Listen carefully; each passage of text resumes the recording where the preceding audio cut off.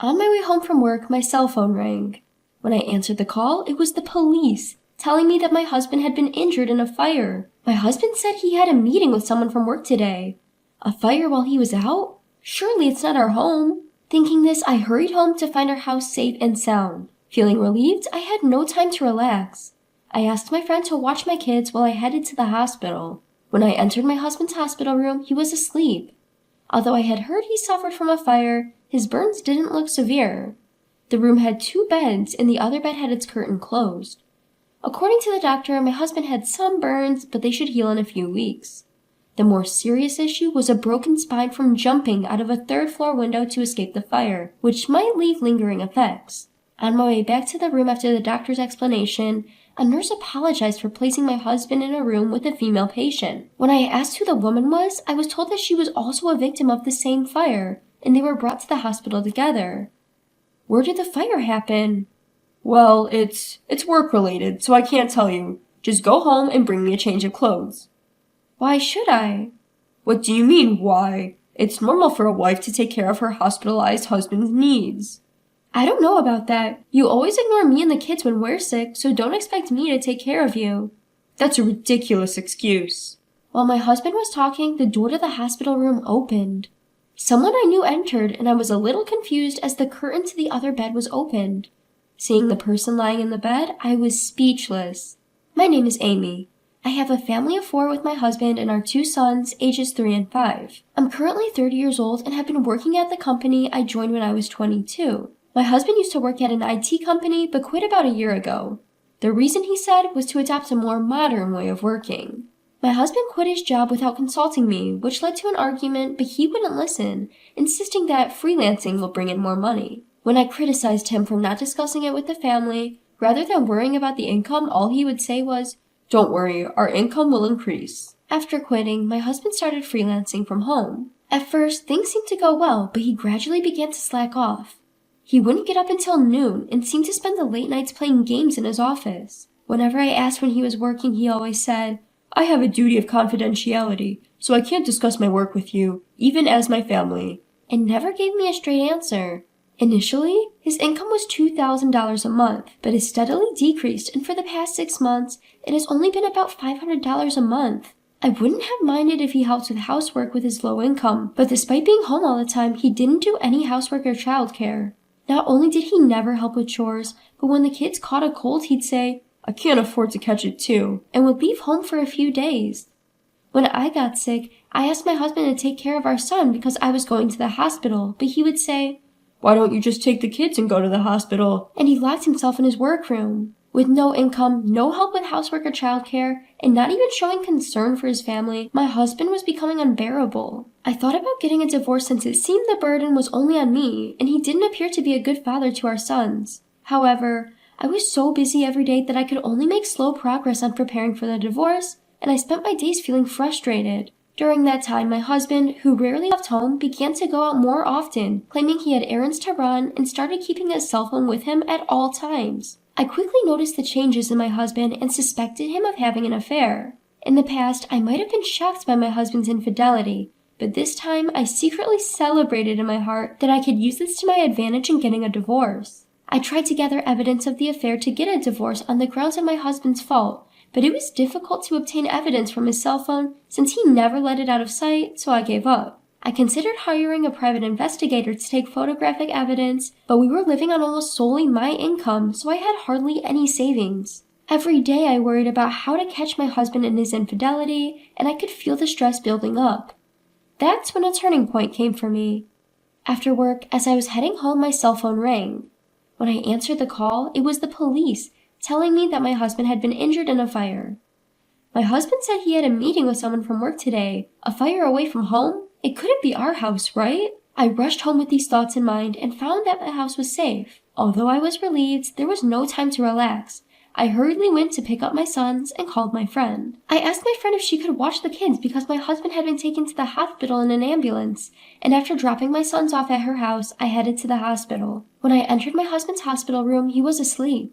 I had heard about the fire, but his burns didn't seem too severe. The room had 2 beds, and the curtain was drawn around the other bed.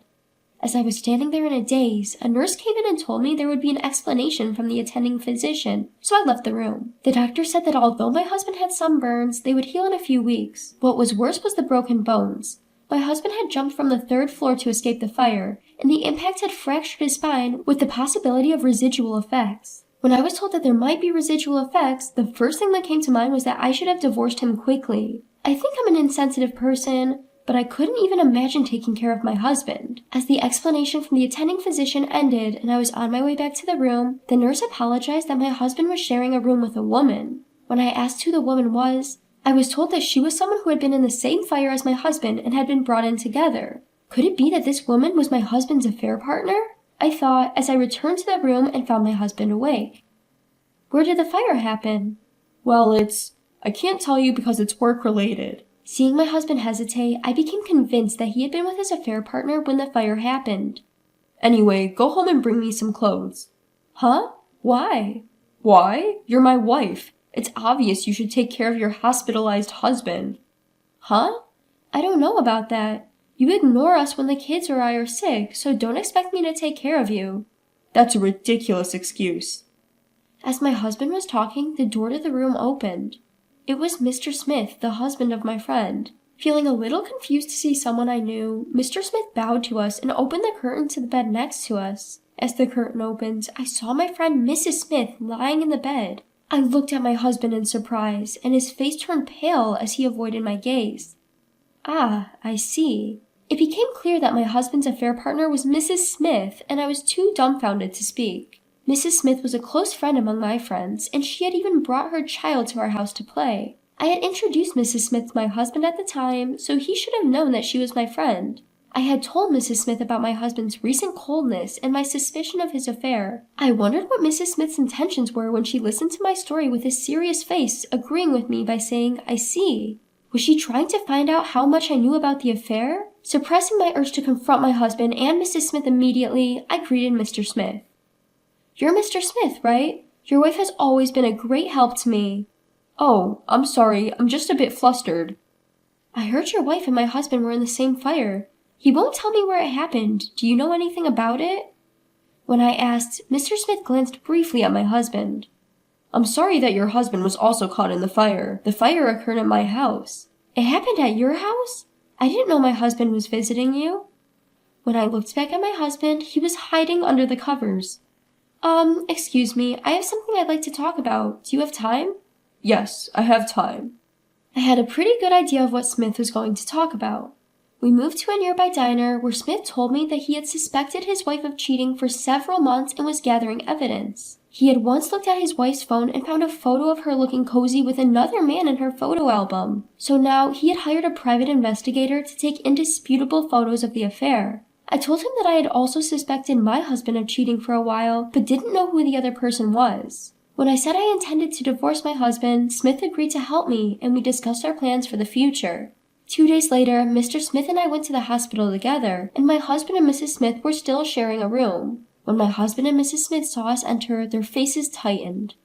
"I'm glad you both seem well. I came to your room the day before yesterday, but you were resting, so I couldn't talk to you. Are your injuries okay?"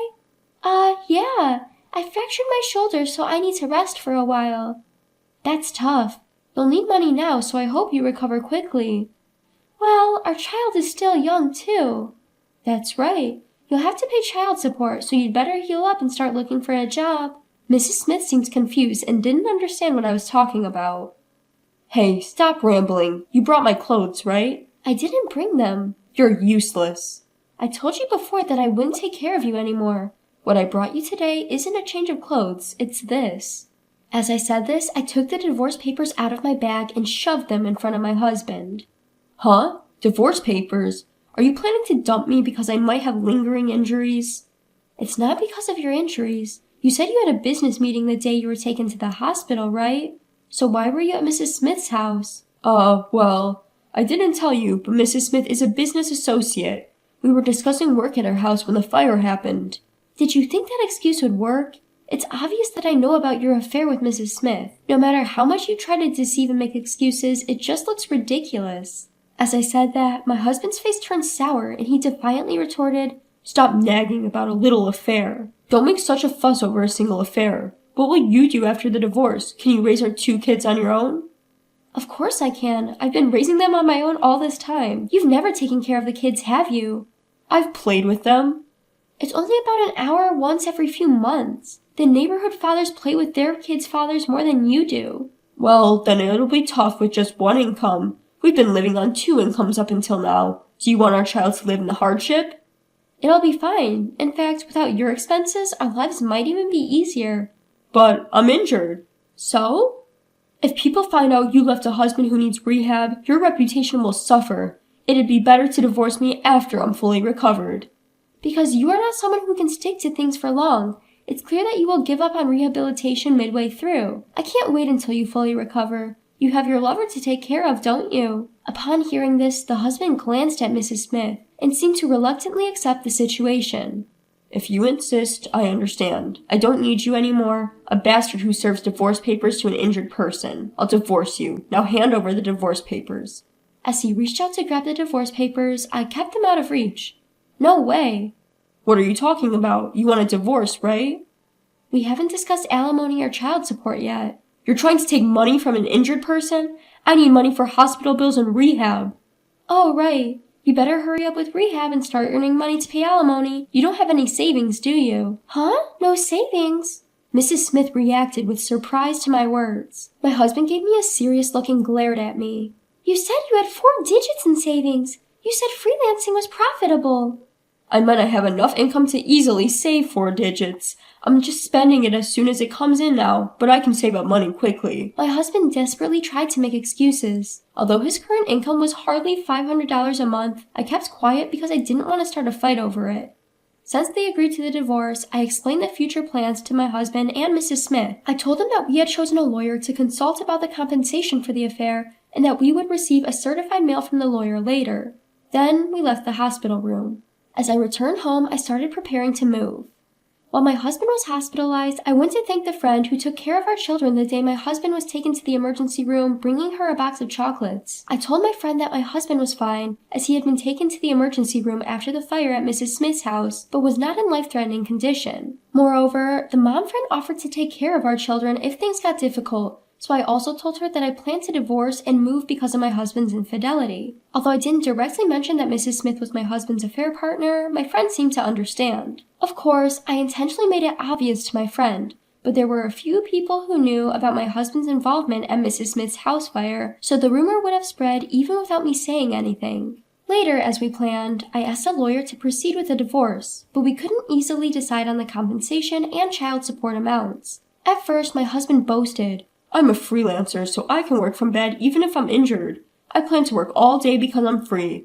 I might even make over $100,000 a year. I won't take you back even if I become rich. I had hoped that my husband's arrogance would make him pay the compensation and child support, but his hope of making $100,000 a year was shattered sooner than expected, and he started being reluctant to pay. He went from asking for an extension on the payment deadline to requesting a reduction in the amount, and eventually called me directly to plead. Come on, $20,000 in compensation is too much. My infidelity is partly because you ignored me saying you were busy. Isn't $5,000 more reasonable? It's not that I can't make money. The clients who used to hire me stopped because I didn't meet the deadline once. It was just a few days late, so it's not my fault. I can't pay the compensation. If you really want the money, talk to those clients who stopped hiring me. I've told you many times, talk to the lawyer about the compensation.